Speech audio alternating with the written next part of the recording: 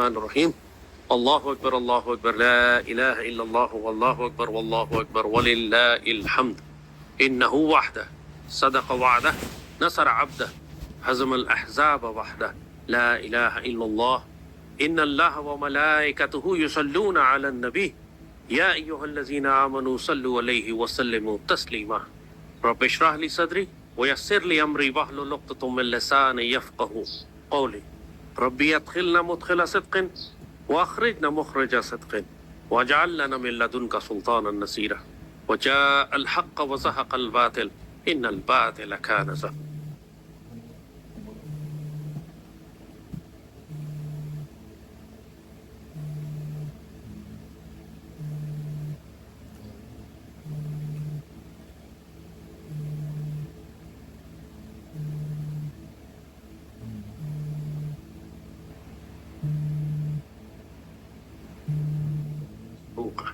پاکستان کے مسلمانوں، اللہ نے تم کو غزوہ ہند کی پہلی جھڑپ میں کامیابی عطا فرمائی ہے. ضرور خوشیاں مناؤ، مگر یاد رکھو تکبر مت کرنا، کہ اللہ تکبر کرنے والوں کو پسند نہیں کرتا. یہ اللہ کی سنت ہے کہ جو تکبر کرے اس کا سر وہ ایک دفعہ ضرور جھکاتا ہے. تو اللہ سے ڈرو، اور جب تم یہ خوشیاں منا رہے ہو تو اس بات کا دھیان رکھو کہ کہیں تمہارے اندر، تمہارے وجود میں تکبر نہ آ جائے، کہ جو کچھ تم کو حاصل ہوا ہے وہ اللہ کے فضل سے حاصل ہوا ہے، سیدی رسول اللہ کے کرم اور اب کے سائے سے حاصل ہوا ہے. اللہ نے تم کو یہ سعادت بخشی ہے، لیکن تم نے شکر اللہ کا ادا کرنا ہے، اپنے زور بازو پر تکبر نہیں کرنا. اس بات کو بہت اچھی طرح سمجھ لو کہ اللہ نے یہ پیغام ہم کو صحابہ کرام کے ذریعے بھی دیا تھا. فتح مکہ ہو چکا تھا، مسلمانوں نے مکہ فتح کر لیا تھا، مسلمانوں کو حتمی کامیابی اللہ نے نصیب فرما دی تھی. چاروں طرف سے قبیلے ہزاروں کی تعداد میں اسلام میں داخل ہو رہے تھے. اذا جاء نصر اللہ والفتح ورأیت الناس يدخلون فی دین اللہ افواجا. آپ نے دیکھا کہ جب اللہ نے فتح نصیب فرما دی اور لوگ فوج در فوج اسلام میں داخل ہو رہے، اس کے بعد مسلمانوں کو غزوہ حنین کی جانب جانا پڑا. قرآن نے یہ پورا واقعہ بہت تفصیل سے بیان کیا ہے. غزوہ حنین فتح مکہ کے بعد ہوا تھا، اس کی قیادت بھی سیدی رسول اللہ فرما رہے ہیں. اس غزوے میں تمام وہ صحابہ موجود ہیں جو اس سے پہلے بدر میں، احد میں، خندق میں اور فتح مکہ میں شامل تھے، اور اس کے علاوہ ہزاروں کی تعداد میں نئے مسلمان جو فتح مکہ کے بعد مسلمانوں کی صفوں میں شامل ہوئے تھے. اور یہ اتنا عظیم الشان لشکر تھا کہ اس سے پہلے مسلمانوں نے کبھی اتنا بڑا اور اتنا طاقتور لشکر تیار ہی نہیں کیا. اور قرآن پاک میں پھر اللہ نے وہ پورا واقعہ بیان فرمایا ہے کہ مسلمانوں کے لشکر میں جو نئے مسلمان ہوئے تھے وہ یہی غلطی کر بیٹھے جو اکثر مسلمان کر بیٹھتے ہیں، کہ جب اللہ نے ان کو فتح اور کامیابی عطا فرمائی اور ان کو طاقت دی اور ان کی تعداد میں اضافہ کیا، تو وہ یہ کہہ اٹھے کہ آج کون ہم پر فتح حاصل کرے گا، ہماری اتنی زیادہ تعداد ہے. جس کا مفہوم آج کی زبان میں کہیں تو ہم پر بھارت کیسے قبضہ کر سکتا ہے یا شکست ہمیں دے سکتا ہے، ہمارے پاس تو JF-17 ہے، ہمارے پاس تو J-10Cs ہے، ہم نے تو ان کو مار کر گرایا ہوا ہے، انڈیا میں تو ہمت اور جرات ہی نہیں ہے کہ ہم سے مقابلہ کر سکے. اس طرح کے الفاظ مت ادا کر دینا منہ سے. اس وقت بھی صحابہ کرام کے منہ سے جو نئے مسلمان ہوئے تھے یہی الفاظ نکلے تھے. قرآن نے پوری تفصیل بیان کی ہے اس کی. قرآن کے الفاظ ہیں جس کا مفہوم تمہیں بتاتے ہیں کہ اللہ نے پہلے احسان گنوایا مسلمانوں پر، کہ کیا تم نے دیکھا نہیں کہ اس سے پہلے کتنی مرتبہ اللہ نے تمہاری مدد کی تھی، لیکن اس دفعہ تم میں سے بہت سارے لوگ یہ کہنے لگے کہ آج ہماری اتنی بڑی تعداد ہے، آج اتنی بڑی کامیابی ہے، ایسے ہمارے جدید ہتھیار ہیں، تو آج ہمیں کون شکست دے سکتا ہے. یہ الفاظ قرآن میں لکھے ہوئے ہیں، اس کا مفہوم ہم بتا رہے ہیں آپ کو. تو اللہ تعالیٰ نے یہ پوری زمین اپنی تمام وسعت کے باوجود تم پر تنگ کر دی اور تم پیٹھ موڑ کر بھاگے میدان جنگ سے.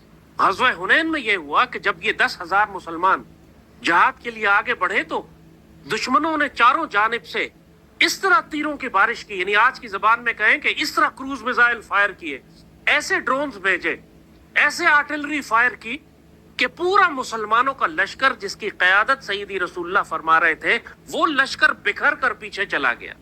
یہاں تک کہ یہ مقام آ گیا کہ سیدی رسول اللہ چند جانثار صحابہ کے ساتھ اکیلے رہ گئے. خالد بن ولید رضی اللہ تعالیٰ عنہ جیسے مجاہدین بھی اس تیز بارش میں جو کروز میزائلوں کی اور راکٹوں اور میزائلوں کی جو بارش آئی اس میں یہ سارا لشکر پیچھے بکھر گیا، خالد بن ولید تک پیچھے ہٹ گئے، اور سیدی رسول اللہ صرف مسلمانوں کے لشکر کا پرچم لے کر کھڑے رہے، اور آپ پکار رہے تھے وہاں پر کہ میں عبد المطلب کا بیٹا ہوں اور میں اللہ کا نبی ہوں، میری طرف لوٹ کر آؤ۔ وہ سیدی رسول اللہ میدان جنگ میں کھڑے تھے اور چاروں طرف سے تیروں کی بارش آ رہی تھی، اور آہستہ آہستہ پھر جب مسلمانوں نے دیکھا کہ سیدی رسول اللہ تو میدان جنگ میں کھڑے، پھر مسلمان سمٹنا شروع ہوئے، دوبارہ ری آرگنائز ہوئے، دوبارہ ری گروپ ہوئے، دوبارہ مسلمانوں کی صفیں بنی، پھر مسلمانوں نے اللہ سے توبہ استغفار کر کے کاؤنٹر اٹیک کیا، اور مسلمانوں نے پھر غزوہ حنین میں فتح حاصل کی۔ یہ پورا واقعہ اللہ نے قرآن میں آج پاکستانی قوم کے لیے بیان کیا ہے۔ جو واقعات اللہ نے پچھلے غزوات کے اور جہاد کے قرآن میں بتائے ہیں، اب یہ پاکستانی قوم ان پر عمل کرنے والی ہے، آپ ان تجربات سے گزرنے والے ہیں۔ یہ ہدایات آپ کے لیے، دشمنوں سے کیسا معاملہ کرنا ہے، میدان جنگ میں کیسے جانا ہے، میدان جنگ میں تم جاؤ تو تمہارا کردار کیا ہونا چاہیے، اللہ تم کو فتح نصیب کرے تو تمہارا کردار کیا ہونا چاہیے، اور اگر تم کو چوٹ لگے اور زخم لگے اور تم کو شکست ہو تب تمہارا کردار کیا ہونا چاہیے۔ اللہ تعالیٰ قرآن میں مسلمانوں کو بہت واضح حکم دیتا ہے، اور آج پاکستانی قوم کو یہ بہت اچھی طرح سمجھ لینا چاہیے کہ ابھی تو تم نے غزوہ ہند کی پہلی جھڑپ لڑی ہے، سمجھو کہ تم نے تو ابھی صرف بدر کی لڑائی لڑی ہے، آگے احد بھی آنے ہیں، خندق بھی آنے ہیں، فتح مکہ بھی ہونا ہے، اور آگے حنین بھی آنا ہے۔ میدان جنگ کے بارے میں اللہ تعالیٰ فرماتا ہے کہ اگر آج تم کو زخم لگا ہے تو کل ان کو زخم لگا تھا۔ یہ تو وہ دن ہیں جو اللہ تعالیٰ قوموں کے درمیان گھماتا پھراتا رہتا ہے، تلک الایام نداولها بین الناس۔ لہٰذا آج اگر تمہیں اللہ کامیابی نصیب کرے تو متکبر مت ہو جانا، اور کل اگر تم کو چوٹ لگے تو بے حوصلہ ہو کر، ہمت ہار کر، شکست خوردہ ہو کر، ذلیل و خوار ہو کر پیچھے مت ہٹ جانا، ثابت قدم رہنا۔ یہ جنگ ہے، اس میں ترازو دونوں جانب جھکتے رہتے ہیں، کبھی ہم کو نقصان ہوتا ہے، کبھی دشمنوں کو نقصان ہوتا ہے۔ جب تمہیں نقصان ہو تو ماتم کر کے رونا پٹنا مت شروع کر دینا، اور دشمن کو نقصان ہو تو خوشی سے اور تکبر سے اتنا مت چیخنا چلانا کہ اللہ کا شکر ادا کرنا بھول جاؤ۔ اللہ قرآن میں کہتا ہے کہ جب کفر کی جماعت سے تمہارا تصادم ہو، جب تم میدان جنگ میں جاؤ تو وَاذْكُرُوا اللَّهَ كَثِيرًا، اللہ کا ذکر کثرت سے کرو، اللہ کا ذکر کثرت سے کرو۔ جب تمہیں اللہ کامیابی نصیب کرے تو جانوروں کی طرح چیخیں مارنے کے بجائے نعرہ تکبیر بلند کرو، اللہ کا شکر ادا کرو، اپنے سر کو جھکا کر رکھو۔ جب فتح مکہ کے موقع کے اوپر جب سیدی رسول اللہ تشریف لا رہے ہیں، فتح مکہ ہو رہا ہے، مسلمان فوجیں داخل ہو چکی ہیں فتح مکہ کے وقت، مکہ کے اندر 22 سال سے جو جدوجہد جاری تھی جس پہ مسلمانوں پر ظلم کیے گئے مکی دور میں، اور پھر تصادم کا ایک سلسلہ، اور بالآخر فتح مکہ۔ لیکن جب سیدی رسول اللہ مکہ میں داخل ہو رہے ہیں، آپ اپنی اونٹنی پر بیٹھے ہوئے ہیں، لیکن آپ کا سر جھکا ہوا ہے اللہ کے سامنے، اور آپ اللہ کا شکر ادا کر رہے ہیں، اللہ کی تسبیح بیان فرما رہے ہیں، اللہ کی حمد بیان فرما رہے ہیں۔ یہ کردار یاد رکھنا۔ اب تم میدان جنگ میں داخل ہو چکے ہو، ابھی تم نے صرف پہلی جھڑپ دیکھی ہے۔ یہ دشمن پیچھے ہٹ گیا ہے اپنے آپ کو دوبارہ منظم کرنے کے لیے، وہ جدید اسلحہ لا رہا ہے، دوبارہ اپنی فوجوں کو ترتیب دے رہا ہے، وہ دوبارہ نئے ٹارگٹ سلیکٹ کر رہا ہے، وہ دوبارہ سے اپنے آپ کو تازہ دم کر رہا ہے، اور وہ غصے میں بپھرا ہوا ہے اس وقت، بالکل اسی طرح کہ جس طرح غزوہ بدر میں جب دشمن بری طرح سے مار کھائی تھی اس نے، تو اس نے 1 سال تیاری کی، اور پھر غزوہ احد میں دوبارہ انتقام لینے کے لیے آیا تھا۔ اور غزوہ احد میں مسلمانوں کی ایک جماعت نے سیدی رسول اللہ کی حکم عدولی کی، جو سیدی نے ڈیوٹی دی تھی اس ڈیوٹی کو پورا نہیں کیا۔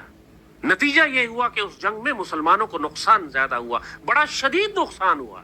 سیدنا حمزہ جیسے مجاہد شہید ہوئے اس جنگ میں، سیدی رسول اللہ کے دندان مبارک شہید ہوئے، سیدی رسول اللہ کا خون بہہ گیا، مسلمانوں کو پیچھے ہٹنا پڑا، صرف اس لیے کہ مسلمانوں نے، ایک جماعت نے، مسلمانوں کی جو راکٹ بیٹریز تھیں، آپ کہیں آج کی زبان میں بات کہیں، مسلمانوں کی جو میزائل فورس تھی، اس نے حکم عدولی کی، اور وہ جگہ جو اس کو متعین کر دی گئی تھی کہ تم نے یہاں سے دشمن پر میزائل فائر کرنے، یعنی تیر چلانے، آج کی زبان میں ہم بات کر رہے ہیں، انہوں نے وہ جگہ چھوڑ دی، تو پوری مسلمان جماعت کو نقصان ہو گیا ایک چھوٹی سی جماعت کی غلطی کی وجہ سے۔ یہ میدان جنگ کے واقعات تم کو آج اس لیے بتائے جا رہے ہیں کہ اب یہی سب تجربات تمہارے ساتھ ہوں گے۔ کسی ایک جماعت کی چھوٹی سی غلطی سے پوری قوم کو نقصان پہنچ جائے گا، تمہارے حکمران خیانت کریں گے، تمہارا میڈیا جھوٹ بولے گا، پروپیگنڈا کرے گا، تمہاری فوج میں اور تمہاری قوم میں لوگ کچھ غفلت کا شکار ہو جائیں گے، لوگ یہ سمجھ بیٹھیں گے کہ دشمن اگر پیچھے ہٹ گیا ہے تو اب تو جنگ ہونی نہیں، اس کو تو ہم نے شکست دے کے پیچھے ہٹا دیا، اب تو وہ دوبارہ کبھی آئے گا ہی نہیں. یہ خودکش سوچ پیدا ہو سکتی ہے قوم میں. چند دن اگر دشمن نے زیادہ لے لیے تیاری کے تو لوگ ہتھیار نیچے رکھ دیں گے, کہیں گے جنگ ختم ہو گئی. جنگ ختم نہیں ہوئی, اب تو شروع ہوئی ہے. اس بات کا دھیان رکھنا. یہ سب واقعات اللہ نے قرآن پاک میں اسی لیے بیان فرمائے ہیں, اور صحابہ کرام اور سیدی رسول اللہ کی سنت مبارک میں ہم کو اسی لیے ملتے ہیں کہ جس دور میں تم بستے ہو اپنے دور کے حالات کے مطابق قرآن پاک اور سیدی رسول اللہ کی سنت سے سبق حاصل کرو. یہ اللہ تعالیٰ کا طریقہ ہے کہ جب بھی وہ کوئی بڑی آزمائش یا کوئی امتحان قوم پر بھیجنا چاہتا ہے تو پہلے سے ہمیشہ آگاہ کرنے والے اور نصیحت کرنے والے بندوں کو بھیجتا ہے. اللہ قرآن میں فرماتا ہے کہ یہ اللہ کی سنت نہیں ہے کہ کسی قوم پر عذاب بھیج دے اس سے پہلے کہ وہاں نصیحت کرنے والا نہ بھیجے. ہمیشہ پہلے نصیحت کرنے والا آتا ہے, اس کے بعد عذاب آتا ہے. اور اگر اس نصیحت کرنے والے کا مذاق اڑایا جائے, اس نصیحت کرنے والے کی بات نہ سنی جائے, اس نصیحت کرنے والے پر پابندیاں لگائی جائیں اور قوم مذاق اڑاتی رہے اس کا اور حکمران اس کو سنجیدہ نہ لیں, تو پھر جب اللہ کی طرف سے آزمائش یا عذاب آتا ہے تو بہت سخت نقصان ہوتا ہے. اللہ نے کوئی قوم ایسی نہیں بھیجی جس کے پاس پہلے نصیحت کرنے والا نہ بھیجا ہو اور اس کے بعد اس پر آزمائش آئی. یہاں تک کہ کافروں کو بھی, مسلمانوں کو نہیں, کافروں کے لیے بھی یہی قانون. اللہ نے جب مصر والوں کو قحط میں مبتلا کرنا تھا, جب مصر میں خوراک اور کھانے کی کمی ہونی تھی, 7 سال کی خوش سالی آنی تھی, تو اللہ نے اس وقت کے کافر بادشاہ کو بھی خواب میں آ کے نصیحت کی کہ 7 موٹی گائے 7 پتلی گائے. وہ خواب جو یوسف علیہ السلام والا تم قرآن میں تم نے پڑھا ہے, وہ پورا یوسف علیہ السلام کا واقعہ, خوابوں کے ذریعے اللہ نے اس کافر بادشاہ کو بھی نصیحت کی. اس خواب کی تعبیر یوسف علیہ السلام نے بتائی. اس بادشاہ میں, کافر بادشاہ میں اتنی سمجھ تھی کہ وہ سمجھ گیا کہ یہ جو تعبیر بتائی جا رہی ہے یہ بڑی گہری تعبیر ہے, اس پہ بہتر ہے کہ عمل کر لیا جائے ورنہ آنے والے وقتوں میں نقصان ہو جائے گا. تو 7 سال تک یوسف علیہ السلام کی نصیحت پر اس کافر بادشاہ نے گندم جمع کی, اور پھر اگلے 7 سال تک مصر وہی گندم کھاتا رہا جو پہلے 7 سال انہوں نے جمع کی تھی. کیا پاکستانی قوم کو ہم نصیحت نہیں کر رہے تھے کہ اپنے خوراک کے ذخیرے جمع کرو کہ آگے ایک بہت بڑی جنگ آنے والی ہے, اور وہ جنگ ان علاقوں میں آئے گی جہاں پر ہم اپنی گندم اگاتے ہیں, جہاں پر ہم اپنا غلہ اور خوراک اور چاول اگاتے ہیں, وہ جنگ انہی میدانوں میں آنے والی ہے. پھر تم اپنا غلہ اور خوراک کدھر اگاؤ گے؟ جب تم کو نصیحت کر رہے تھے تو اللہ نے تمہیں وافر خوراک دی, تمہیں وافر گندم دی, تمہیں وافر چاول دیا. اسی لیے دیا کہ شاید تمہاری قوم میں کوئی رجل رشید ہو, کوئی سمجھدار ہو جو سن لے اس نصیحت کو اور خوراک کو جمع کرنا شروع کر دے. مگر ان ظالموں نے وہ ساری خوراک ایکسپورٹ کر کے ڈالر کما لیے. بڑے خوش تھے اس بات پہ کہ ہمارا دشمن بھارت چاول کی ایکسپورٹ بند کر رہا ہے, لہٰذا ہم وہ ساری جگہ گھیر لیتے ہیں چاول ایکسپورٹ کر کے. وہ بے شرمو بغیر تو تم کو سمجھ نہیں آئی تھی کہ دشمن کیوں غلہ ذخیرہ کر رہا ہے. جس طرح وہ اسلحہ ذخیرہ کر رہا تھا ویسے وہ غلہ بھی ذخیرہ کر رہا تھا, ویسے وہ تیل کے بھی ذخائر بنا رہا تھا. تم نے نہ تیل کے ذخائر بنائے, نہ غلے کے ذخائر بنائے, نہ اسلحے کے ذخائر بنائے, نہ قوم کو تربیت دی. حالانکہ تمہیں بتانے والے آئے تھے, تمہیں نصیحت کرنے والے آئے تھے, ایک دن نہیں 18 سال سے آئے تھے. تم مذاق اڑاتے رہ گئے, تم طنز کرتے رہے, کارٹون بناتے رہے, پابندیاں لگاتے رہے, اور اب دشمن چڑھ دوڑا ہمارے اوپر. یہ تو پاکستان قیمتی ہے, یہ تو پاکستان اللہ کے رازوں میں سے ایک راز ہے کہ جس کو بچانے کے لیے تمہاری تمام تر جہالتوں اور حماقتوں کے باوجود اللہ تعالیٰ اپنی تمام روحانی طاقتیں بھیجتا ہے اس پاکستان کی حفاظت کرنے کے لیے. ورنہ تم لوگوں نے تو کوئی کسر نہیں چھوڑی تھی نعوذ باللہ اس پاکستان کا بیڑا غرق کرنے کے لیے. مگر یہی ہے کہ اس پاکستان کی حفاظت کی جائے گی, لیکن حکمرانوں کی نااہلی, کوتا اندیشی, جہالت اور نصیحت کو نہ سننے کے نتیجے میں پاکستانیوں کی بہت سخت مار آنے والی ہے. ہم کہا کرتے تھے تم سے کہ اللہ پاکستان کی حفاظت کرنے والا ہے, پاکستانیوں تم اپنی خیر بناؤ. اب ایک ایک لفظ تم کو ہمارا یاد آئے گا. تمہیں جو نصیحت کی جا رہی تھی وہ ایک دیوانے کی بڑھ نہیں تھی, ایک پاگل آدمی چیخے نہیں مار رہا تھا. تم کو آنے والے وقت سے خبردار کیا جا رہا تھا. سیدی رسول اللہ صلی اللہ علیہ وآلہ وسلم نے اپنی احادیث شریف میں مسلمانوں کو یہ بشارت عطا فرمائی ہے کہ آخری دور میں مسلمانوں کو اللہ کی طرف سے نصیحتیں, خبر, تنبیہات اور خوشخبریاں خوابوں کے ذریعے بھی پہنچیں گی. سیدی نے فرمایا کہ خواب 3 طرح کے ہوتے ہیں. اس کا مفہوم ہے خواب 3 طرح کے ہوتے ہیں. ایک خواب ہوتا ہے کہ انسان کی اپنی خواہش نفس ہے, وہ کوئی چیز سوچ رہا ہے, اس کی خواہش ہے, وہ کس دن رات کو ٹی وی کا کوئی پروگرام دیکھا, اس کے بارے میں سوچ رہا ہے, تو اس طرح کے خواب اس کو آنے لگیں گے. یہ اس کی خواہش نفس ہے, اس کا اپنا خیال ہے, اس کی اپنی تھاٹس ہیں, اپنی سوچیں جو وہ خواب میں دیکھتا ہے. دوسرے خواب وہ ہیں جو شیطان کی طرف سے, شیطان وسوسے ڈالتا ہے لوگوں کے دلوں میں. من الجنت والناس یوسوس فی صدور الناس من الجنت والناس. وسوسہ ڈالتے ہیں لوگوں کے دلوں میں، جنوں میں سے بھی ہیں اور انسانوں میں سے بھی۔ اور تیسری طرح کے خواب وہ ہوتے ہیں جو اللہ کی طرف سے پیغام ہوتے ہیں، جو اللہ کے بندے کو پیغام بھیجے جاتے ہیں، یہ سچے خواب ہوتے ہیں۔ ان خواب میں تنبیہ کی جاتی ہے، خبریں دی جاتی ہیں، مشاہدات کرائے جاتے ہیں، آنے والے واقعات کے بارے میں بتایا جاتا ہے۔ اسی لیے خوابوں کی تعبیر ایک بہت ہی گہرا علم ہے۔ اہل علم اور اولیاء اللہ اور صاحب نظر لوگ خوابوں کی تعبیر کر سکتے ہیں۔ اسی لیے یہ علم یوسف علیہ السلام کو دیا گیا تھا، آپ خوابوں کی تعبیر فرماتے تھے۔ وہ کافر بادشاہ کا خواب تھا جس کی تعبیر آپ نے کی۔ جب سیدی رسول اللہ نے فرمایا کہ یہ تحفہ اللہ نے سیدی کی امت میں تقسیم کر دیا ہے، تو پوری مسلمان دنیا کے ہر مسلمان کے پاس یہ تحفہ موجود ہے۔ جب کافر بادشاہ کو سچا خواب آ سکتا ہے تو پھر مسلمان جو سیدی رسول اللہ کی امت میں سے ہیں، ان کو کیوں نہیں سچے خواب آ سکتے؟ جب سیدی رسول اللہ نے بشارت عطا فرمائی ہے کہ آخری دور میں اللہ خوابوں کے ذریعے عام مسلمانوں سے بات کرے گا۔ غزہ کے مسلمان ہمیں بتاتے ہیں کہ غزہ کی جنگ شروع ہونے سے پہلے بہت بڑی تعداد میں غزہ کے مسلمانوں کو اس جنگ کے خواب آنا شروع ہو گئے تھے۔ اللہ پہلے سے خبر دے رہا تھا کہ ایک بہت بڑی آزمائش آنے والی ہے۔ غزہ کے مسلمانوں نے بڑی بڑی جنگیں دیکھی، تباہیاں دیکھی، بمباری دیکھی، دیکھا کہ غزہ کھنڈر بننے جا رہا ہے۔ غزہ کے اہل علم لوگ، صاحب نظر لوگ، عام مسلمان یہ خواب دیکھ رہے تھے اور جان رہے تھے کہ اللہ اب ایک بڑی آزمائش ہمارے اوپر بھیجنے والا ہے۔ پھر دنیا نے دیکھا کہ ویسے ہی ہوا۔ اس پاکستان کے بارے میں بھی جہاں بڑے بڑے اولیاء اللہ نے خوشخبریاں اور بشارتیں عطا فرمائی ہیں، مگر زمانے کے بدلتے حالات کے ساتھ ساتھ عام مسلمانوں کو بھی اللہ خوابوں کے ذریعے گائیڈ کر رہا ہے، ہدایات دے رہا ہے، نصیحت کر رہا ہے۔ پورے پاکستان سے درجنوں کے حساب سے لوگ مجھے روز اپنے خواب بھیج رہے ہیں کہ انہوں نے خواب میں دیکھا کہ ان کے علاقے پہ بمباری ہو رہی ہے، جنگ ہو رہی ہے، مشرک فوجیں داخل ہو گئی ہیں، شہروں میں تباہی ہے۔ جو مغرب کے لوگ ہیں، جو پشاور کے اور اس علاقوں کے لوگ ہیں، وہ ہمیں خواب بھیج رہے ہیں کہ ہم دیکھ رہے ہیں کہ جہنم کے کتے خوارج ہمارے شہروں میں داخل ہو گئے اور بری طرح سے لوگوں کو قتل کر رہے ہیں۔ اب یہ لوگوں نے اپنے ذہن سے، اپنے اختراع سے، اپنے دماغ سے، اپنے وسوسہ تو نہیں ہے، پورے پاکستان کے مسلمانوں کو ایسی نصیحتیں مل رہی ہیں، تنبیہات ہیں، خبردار کیا جا رہا ہے، نصیحتیں۔ اور اس کا مقصد خواب میں اللہ کیوں دکھاتا ہے؟ اللہ کا مقصد ہوتا ہے کہ جب تمہیں پہلے سے چیز بتائی جا رہی ہے تو اس کا مقصد ہے کہ اپنی تدبیر اور دعا سے اس کو تبدیل کرانے کی کوشش کرو۔ اگر یہ خبر تمہیں مل رہی ہے، کہ خبر دی جا رہی ہے کہ دشمن حملہ کرنے والا ہے، تو یہ پاکستان کے حکمرانوں اور فوج کے لیے ایک نصیحت ہے کہ تم اپنی تیاری پوری رکھو، تربیت کرو، ہتھیار جمع کرو اور دشمن کو خوفزدہ کرو۔ کوشش کرو کہ تم اس پر ضرب زیادہ شدید لگا سکو، یا دشمن جب تم پر حملہ کرے تو تم تیار بیٹھے ہوئے ہو۔ تمہاری تدبیر دشمن کا منہ توڑ دے، دشمن کو ذلیل کرے۔ تم کو اس لیے خبر دی جا رہی ہے۔ اور دوسرا اس لیے کہ اگر تم کو یہ لگتا ہے کہ یہ چیز اس میں مسلمانوں کے لیے کوئی نقصان ہے تو دعا کر کے اس تقدیر کو تبدیل کروا لو۔ سیدی رسول اللہ نے فرمایا کہ تقدیر کو کوئی چیز تبدیل نہیں کر سکتی سوائے دعا کی۔ یہ تمہیں ایک تقدیر دکھائی جا رہی ہے، دکھایا جا رہا ہے کہ تمہارا شہر تباہ ہو جائے گا بمباری سے، جاؤ اب دعا کرو، تو اللہ تعالیٰ کے حضور پیش ہو جاؤ، آنکھوں سے آنسو بہاؤ، صدقہ کرو، اپنا صدقہ نکالو، ملک اور قوم کا صدقہ نکالو، اپنے شہر والوں کو جمع کرو، ان سے کہو کہ اپنے شہر کا صدقہ نکالیں، فلسطین کے مسلمانوں کی کفالت کریں جن کو چھوڑ دینے کی سزا اب ہمیں لگنے والی ہے۔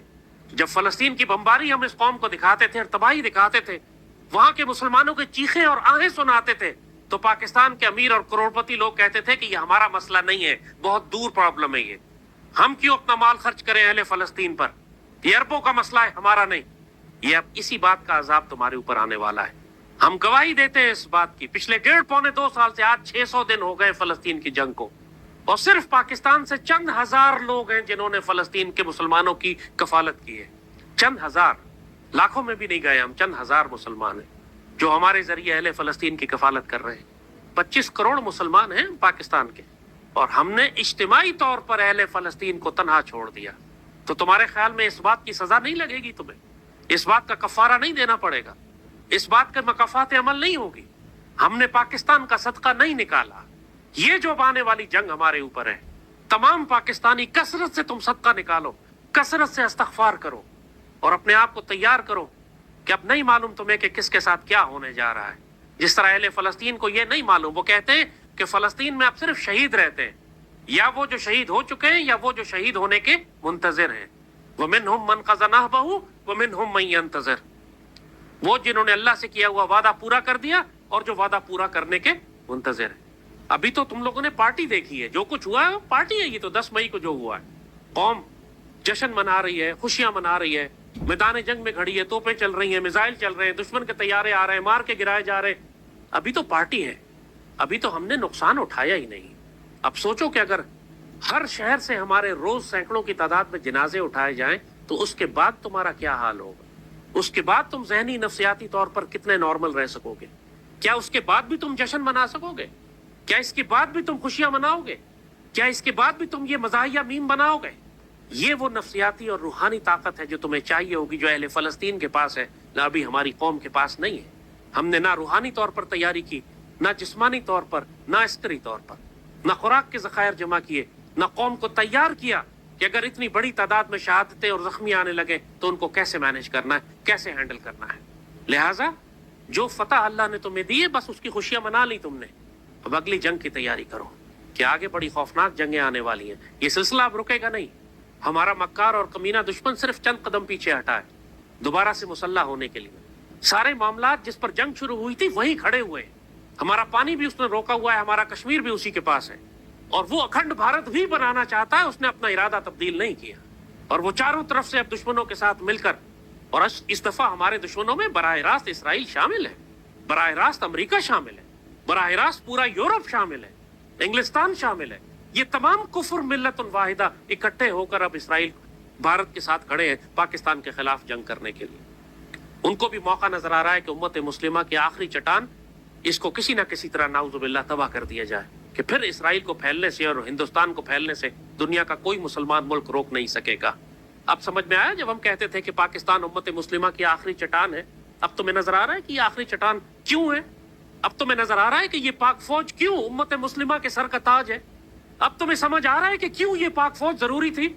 अब तुम्हें समझ आ रहा है कि क्यों हम पिछले 18 साल से इस फौज की हिमायत कर रहे थे और तुमसे कहते थे खबरदार इस फौज के खिलाफ जबान मत चलाना, और तुम इमरान खान के कहने पर गुमराह होकर इस फौज को गालियां बकते रहे, अपने आप को जहन्नुमी कर लिया सिर्फ इसलिए कि इमरान को इख्तिदार से हटा दिया गया था, उस बाउले जानी कुत्ते को जिसने बेड़ा गर्क कर दिया पाकिस्तान का, और उसकी जमात इंतशारी फसादी खाची सारे के सारे हिंदू मुशरिकों के साथ मिलकर इस जंग में भी तुमने देख लिया कि किस तरह इन्होंने अफवाहें फैलाई, कैसे फसाद फैलाया, कैसे पाकिस्तान की पुष्ट में खंजर मारे।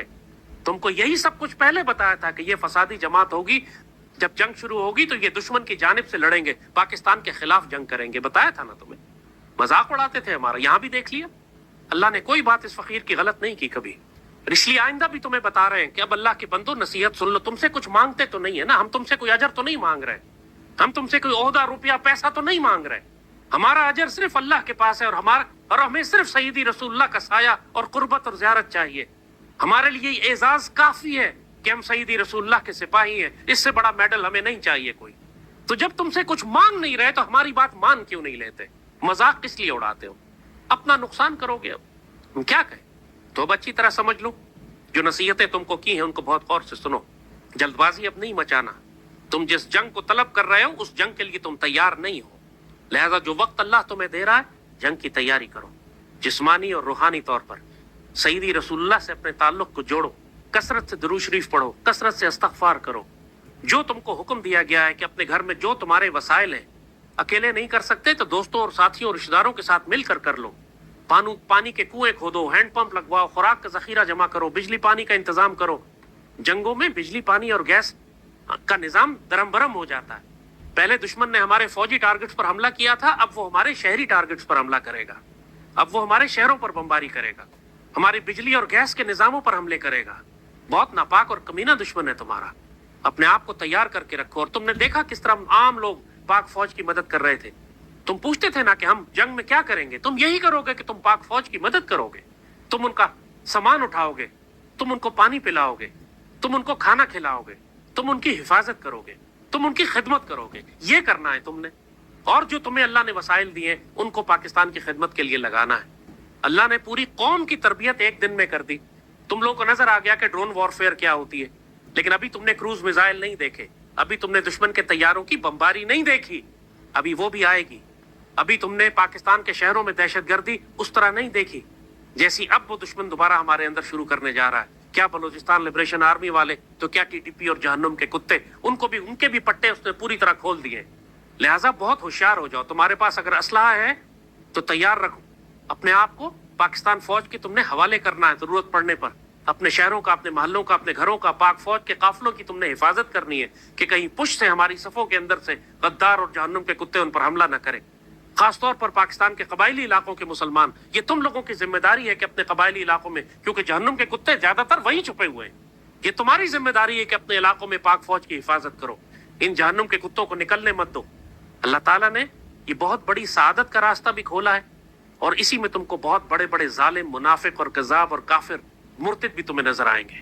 کھل کے سارے دشمن سامنے آ گئے، سارے منافق سامنے آ گئے، اور سارے مجاہد سامنے آ گئے، اور جس کی تیاری تھی وہ بھی سامنے آ گیا، اور جو بغیر تیاری کے تھا وہ بھی ظاہر ہو گیا۔ ہم نے ہمیشہ اللہ سے یہی دعا کی تھی کہ میرے مالک، ہماری یہ چھوٹی سی مختصر سی زندگی ہے، اس کو ضائع نہ ہونے دینا، ہمیں غزوہ ہند کی سعادت نصیب فرمانا، یا اس کا مجاہد، یا اس کا غازی بنانا، یا اس میں شہید کرنا۔ ہماری درخواست مالک سے یہ تھی کہ مالک ہمیں یہ سعادتیں عطا فرمانا کہ ہم غزوہ ہند میں جب ہند کے مشرک حکمرانوں کو زنجیروں میں لپیٹ کر لائیں تو پھر شام کی طرف پلٹیں اور وہاں عیسیٰ علیہ السلام سے پائیں اور دجال کو قتل کریں اور مسجد اقصیٰ کو آزاد کرائیں۔ یا اللہ ہمیں خلافت علی منہاج النبوہ نصیب فرمانا۔ یا اللہ ہم کو حیات طیبہ، رزق کریم اور حسن خاتمہ نصیب فرمانا۔ یا اللہ ہم کو اس جماعت میں شامل فرمانا جو سیدی رسول اللہ کے شیر اور شہباز ہیں۔ یا اللہ ہم کو اس جماعت میں شامل فرمانا جو سیدی رسول اللہ کے دین کی محافظ ہے، جو پاک سرزمین کی محافظ ہے، جو مسجد اقصیٰ کی محافظ ہے۔ اللہ کا احسان ہے، اللہ کا احسان ہے، اور ہمیں اللہ سے پوری امید ہے، اور ہمیں اللہ پر مان ہے کہ انشاءاللہ ہماری یہ دعائیں محروم نہیں کرے گا، ہماری یہ دعائیں رد نہیں کرے گا۔ ہم فیصلہ کر چکے ہیں، تم لوگ اب بہتر ہے کہ فیصلہ کر لو، اور جب تم یہ فیصلہ کرتے ہو کہ ہم نے غزوہ ہند میں شامل ہونا ہے تو یہ صرف نیت نہیں ہے، یہ پورا لائف سٹائل ہے، اپنی پوری زندگی کو تمہیں اس کے مطابق ترتیب دینا ہے۔ غزوہ ہند کی اس کی آخری مہم شروع ہو چکی ہے، ابھی اس کی پہلی جھڑپیں ہیں، لیکن یہ آخر تک اب جائیں گی، اب یہ جنگ رکنے والی نہیں، چاہے